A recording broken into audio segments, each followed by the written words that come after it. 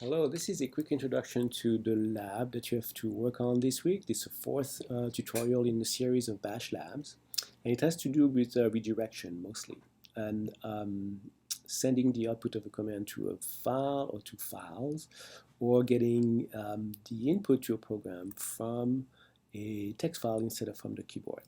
So let's take a look at a very simple example here.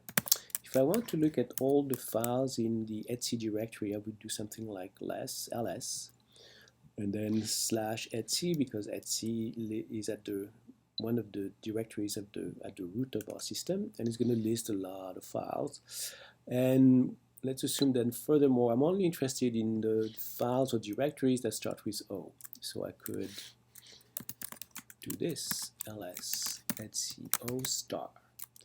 So now it's going to look at only the files or directories that start with O, independently of what follows. So that's a wildcard character. And it's going to say this OS release, and then there's obex data server, which is a directory, and in this directory there's capability, and so on. So you see it's listing all of this. So assume that this is important for me and I'd like to maybe put it in a file that I can save and maybe use later. So what I could do is repeat my command by saying, instead of sending the output to the screen, send it instead to a text file. So I'm going to give it a very simple name, ls output text. And you see now that the command doesn't output anything to the screen, but if I cat ls out text, it will contain the output of the command. So the redirection symbol is this. It's the greater than sign. Kind of makes sense. It says the output of this goes there. And that's the purpose of redirection. That's all fine, except that every so often a command may output error messages as well as regular messages. And one such command is grep. So let me give you an example of what I mean. Let's assume that I grep for Smith, the word Smith, maybe uppercase or lowercase. I'm going to say -i Smith in all the files that are in etc. So grep for the pattern Smith in all the files. So star means all the files that are in the etc directory. Enter, and I get a lot of output. And in this output, I do have every so often an answer that says, yes, we found smith.edu in the file etcresolve.conf. But there's plenty of messages of the form is a directory, and that's an error message. So grep saying, I cannot go there because it's a directory, and I cannot search that file because it's not a file, it's a directory. So these are error messages. So if you look at this little diagram that I have right here, what we see here is that when grep executes and sends its output to the display, some of the regular messages in green are going to be sent to standard out. So these are the messages that say, oh, I found a file, and here's a line that matches. But every time it finds a directory, it's going to send it to a different stream, which I'm showing in red here.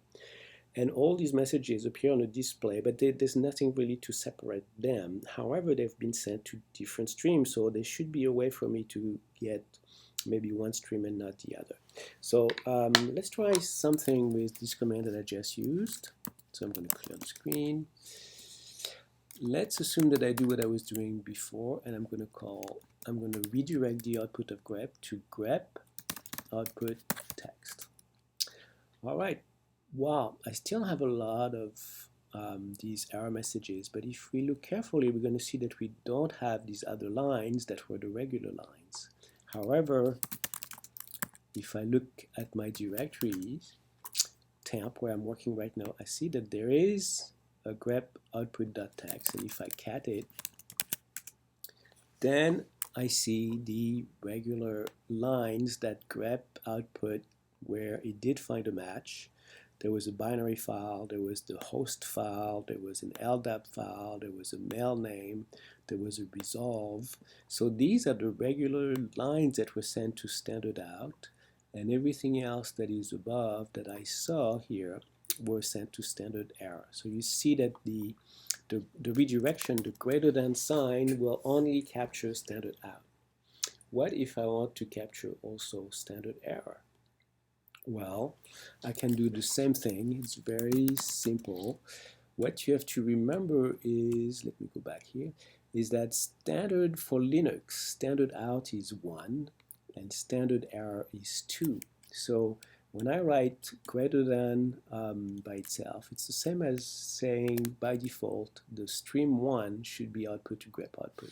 If I want standard error, I'm going to write 2 greater than grep output, except here I want to change the name of the file. I'm going to call it grep errors.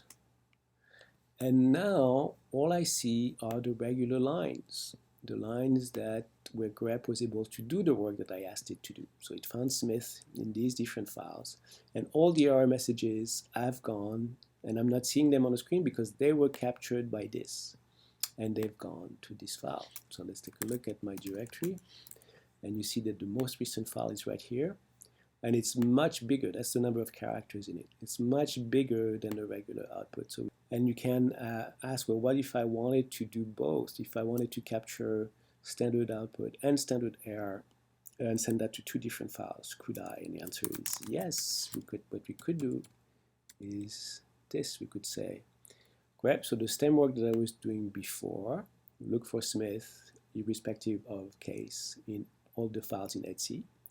And then here I'm going to say send the output to grep output.text.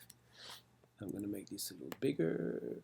And then here, 2 greater, and the error messages should be sent to a different file. So I have one redirection here and another redirection.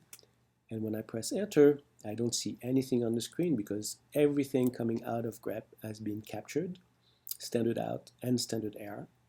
One went to one file, the other one went to the other file. So now if I do an ls -ltr, so these are the 2 most recent files. They were both created on October 24th at 10:09, and one contains the correct output, one contains all the errors. If I want to know how many lines in the output, I can very quickly say word count -l grep output. There's 5 lines, we saw that before, -l grep errors, and there's 166 error messages in that. So you're going to play with that. The lab is having you play with this concept of capturing the output, which is very useful. I'm also going to show you how to redirect the input. So by default, the standard in is the keyboard, but we could make the input to a program come from somewhere else. And I have a file called demo.py. It's a Python program. It has this strange line at the beginning, and having this strange line allows me to make demo.py a program that can be executed by itself, and you're going to see how. If you see what that program does, very simple. It says enter 3 integers, 1 per line. It gets an input. That's the prompt right here. Gets the input, makes it an int, store it in x, y, z, and then it adds the 3 together and says sum equals. So once I've created this file, I make it executable, chmod +x demo.py, and so now I can directly run demo.py like this. Enter 3 integers, 1 per line, 1, 2, 3, sum is 6. Let's run it again, 10, 20, 30, sum is 60. All right, so my program works. Assume that that is something that you're working on, maybe for a homework assignment, and many times you have to input these 3 numbers, and it gets tedious. And as computer scientists, you want to be lazy in an efficient way. So what you can do is this. So I'm going to create a file with Emacs. I'm going to call it data in 10, 20, 30, and that's it. Save this. So cat data in, I have 10, 20, 30. So now if I want to test my program and I don't want to input anything from the keyboard, this is what I'll do. I'll run my program and I'll say now less than means the information is going to come from data in. And right away my program will get its input not from the keyboard, but it will get it from the file. So the 10, the 20, the 30 have been fed to the program automatically. I won't see them here. I still see the prompt, so it's kind of a strange output because I'm still seeing standard out from my Python program.